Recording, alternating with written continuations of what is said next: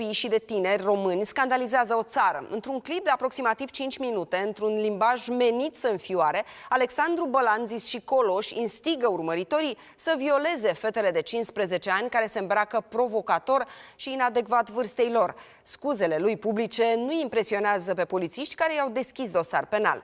Jocul cu cuvintele l-ar putea costa 12 ani de libertate. Mesajele sunt atât de obscene încât nu pot fi difuzate, iar cele pe care le-am selectat au impact emoțional. Eu, dacă nu eram în nicio relație cu nimeni, adică dacă nu eram împreună cu iubita mea de 5 ani de zile, vă spun sincer, cât de sincer posibil, toate copilele de 15-16 ani.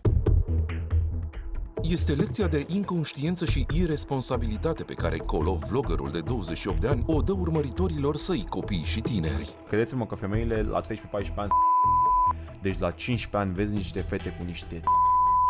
Adică alea știi ce scriu pe ele, și te uiți la spatele lor și vezi că au atâtea ce spune. Deci n-ai cum să te abții, frate. Aia merită violată, mă. Adică la modul cu picioare. De parcă nu ar fi de ajuns, mai face o mărturisire șocantă. De la 22 de ani la de 15 ani. Băi, ce-am spus? Băi, nu mă glumeam. Așa zisele glume continuă cu ironii la adresa polițiștilor. Poliția București a dat €1. Mâine la ora 8 sunteți invitați la secția de poliție numărul 5 sectorul 3. Oh, vă pup, da, trebuie să-mi renoiți buletinul, da, știu. Hai că...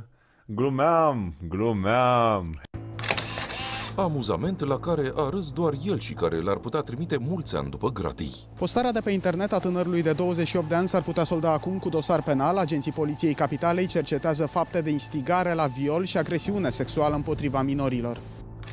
Acuzațiile ar putea fi chiar extinse. Act sexual cu minor, pentru că domnul vlogger s-a referit în principal la minori. Pedeapsa în cazul instigării este aceeași cu pedeapsa pentru autor și atunci discutăm de o pedeapsă de la 5 la 12 ani pentru instigare la viol. După deschiderea anchetei penale, tânărul și-a cerut scuze public. A fost o glumă extraordinar de proastă, recunosc lucrul ăsta și vreau să vă spun că îmi pare rău. Respect toate femeile pentru că eu am fost crescut alături de mama mea, ea mi-a oferit cea mai bună educație. Eram numai în goana după like-uri, după vizualizări, îmi doream foarte mult să se uite foarte mulți oameni la mine și vă spun sincer că nu am crezut că o să se ajungă aici. Nu vreau să jignesc pe nimeni din industrie.